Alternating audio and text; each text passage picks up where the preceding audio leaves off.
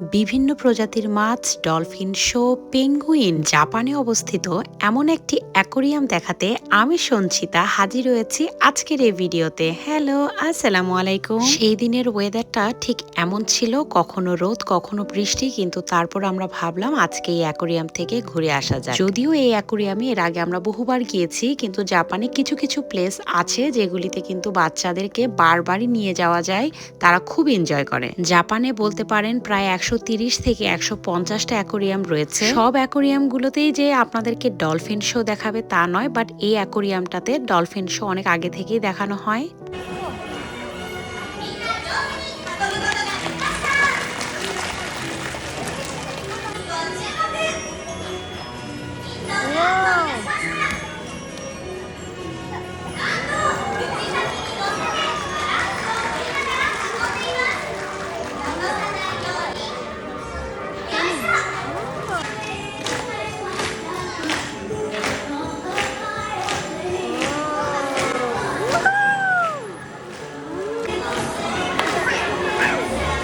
এই ডলফিনগুলোকেও কত সুন্দর করে ওরা ওয়েল ট্রেন্ড করেছে। এত সুন্দর ছিল এই ডলফিন শোটা, আমরা যতবারই দেখি না কেন বারবারই দেখতে ইচ্ছা করে। ডলফিন শো 10-15 মিনিটের মতন হয়, আর এর পরেই ছিল এই পেঙ্গুইনটা। পেঙ্গুইনগুলোকে কিন্তু সবসময় এইভাবে ওরা বের করে না, একটা নির্দিষ্ট সময় ওরা এইভাবে বের করে। পেঙ্গুইনগুলা দেখতে কত কিউট, তাই না? সামনাসামনি এই জিনিসগুলো দেখার অভিজ্ঞতাটা কিন্তু সত্যি অসাধারণ। আচ্ছা, এই পেঙ্গুইনগুলো দেখতে দেখতে আমি কিছু ইনফরমেশন দেই। অনেকেই আমাকে বলেন যে এখানে ঘুরতে গেলে বা এই প্লেসটিতে গেলে এন্ট্রি ফি কত হবে বা কিছু, তো সেটার জন্যই আমি বলছি। জাপানের সব অ্যাকোরিয়ামে ঢুকতেই যে সেম অ্যামাউন্ট টাকা লাগে তা নয়। আমরা সেদিন গিয়েছিলাম নতজিমা অ্যাকোরিয়ামে, যেটাতে এন্ট্রি ফি ছিল 1890 ইয়েনের মতো, এবং যতটুকু আমার মনে পড়ে 6 বছরের নিচে যেসব বাচ্চারা রয়েছে তাদের জন্য এখানে এন্ট্রিটা ফ্রি। যাই হোক, তো এবারে বলি, এই নতজিমা অ্যাকোরিয়ামে প্রায় 40,000 লিভিং ক্রিয়েচার্স রয়েছে। দ্যাট মিনস প্রায় 40,000 বিভিন্ন প্রজাতির মাছ রয়েছে। তাহলে বুঝতেই পারছেন এই অ্যাকোরিয়ামটা কত বড়, এবং দেখতে কিন্তু ভীষণই সুন্দর।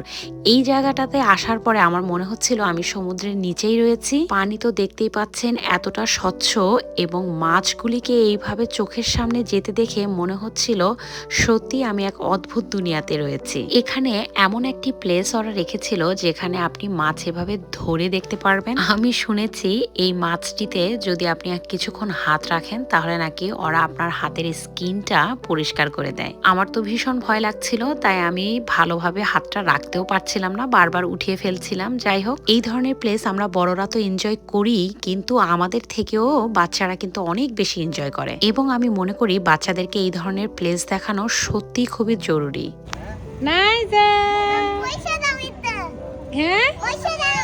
পয়সা দাও। দেখেন অবস্থা, এখন বাচ্চারাও শিখে গিয়েছে যে এই ধরনের গাড়ি এমনি এমনি চলে না, এখানে আসলে পয়সা দিতে হয়। কোনো জায়গায় 100 পয়সা বা 200 পয়সা এভাবে দিয়ে এই গাড়িগুলিকে এভাবে চালাতে হয়। যাই হোক, দিনটা অনেক সুন্দর ছিল আলহামদুলিল্লাহ। স্পেশালি নাইজার জন্য তো খুবই ভালো ছিল, অনেক এনজয় করেছে। যাই হোক, এখন বাড়ি ফেরার পালা, বাট বাড়ি ফেরার আগে তো অবশ্যই খেতে হবে, বিকজ অনেক অনেক বেশি ক্ষুধা লেগে গিয়েছিল। তো আমরা বাসা থেকে কিছু না কিছু খাবার নিয়ে এসেছিলাম, তো সেগুলি খেয়ে এখন আমরা বাড়ি ফিরে যাচ্ছি। আমার ভিডিওগুলি কেমন লাগে অবশ্যই জানাবেন, আর ভিডিও ভালো লাগলে একটা অবশ্যই লাইক করে দিবেন। সবাই ভালো থাকবেন, সুস্থ থাকবেন। আল্লাহ হাফেজ।